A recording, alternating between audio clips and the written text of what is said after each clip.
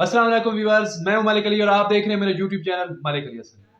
Viewers, match का time बदला, match का मैदान बदला, लेकिन टॉस जीतकर हमारा फैसला नहीं बदला, मैच का रिजल्ट नहीं बदला। व्यूअर्स, सबसे पहले तो हम हफीज साहब को बहुत मुबारकबाद देंगे कि उन्होंने अपने इंटरनेशनल कोचिंग का शानदार आगाज किया है और उनकी जेर निगरानी बॉयज बहुत जालिम किस्म की मॉडर्न डे क्रिकेट खेल रहे हैं और नाकामियों के झंडे गाड़ रहे हैं।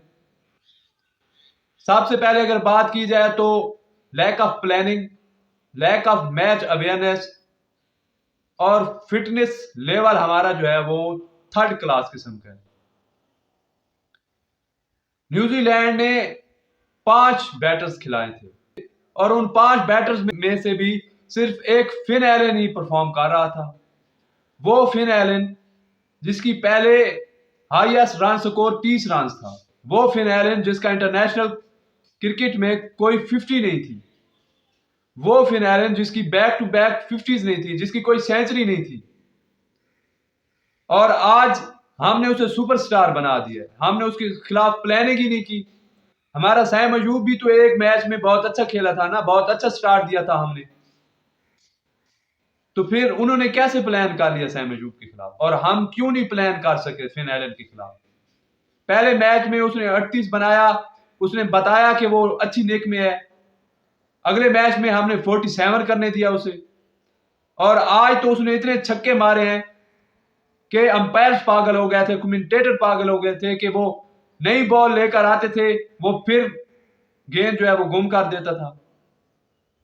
और वो पहला न्यूजीलैंड का बैटर बन गया जिसने एक ही इनिंग में सबसे ज्यादा छक्के मारे, और एक ही इनिंग में सबसे ज्यादा 16 छक्के का रिकॉर्ड भी उसने बराबर कर दिया। सेंचुरी भी वो कर गया है, उसका न्यूजीलैंड के लिए सबसे जो है इंडिविजुअल स्कोर सबसे ज्यादा हो गया है।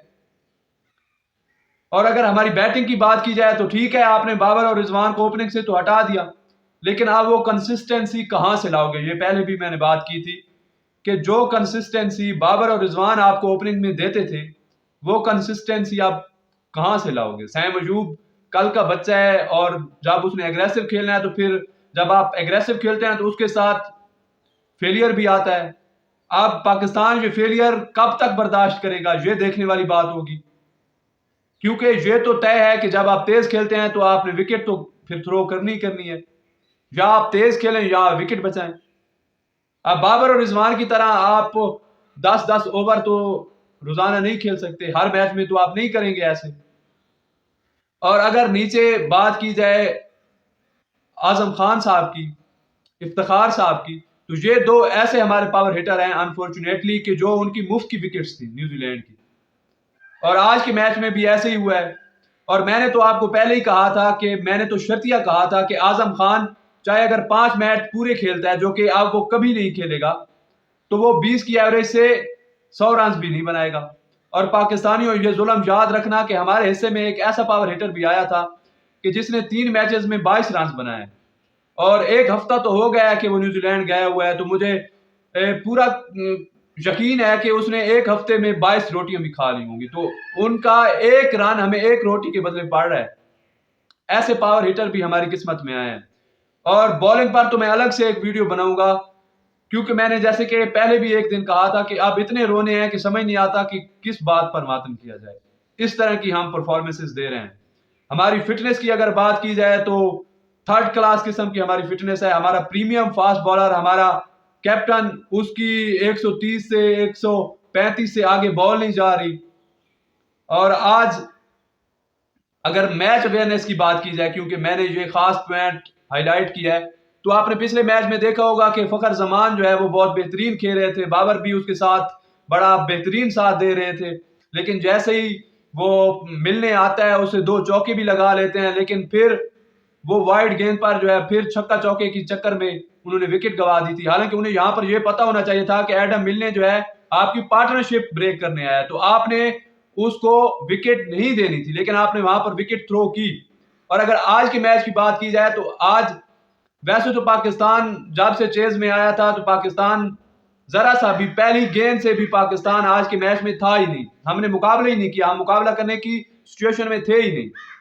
लेकिन जब आजम खान आया तो वहां पर उन्होंने एक छक्का लगाया और कुफर टूटा खुदा खुदा करके कि उन्होंने अपने इंटरनेशनल कैरियर में 9 मैचेस में पहला छक्का लगा लिया।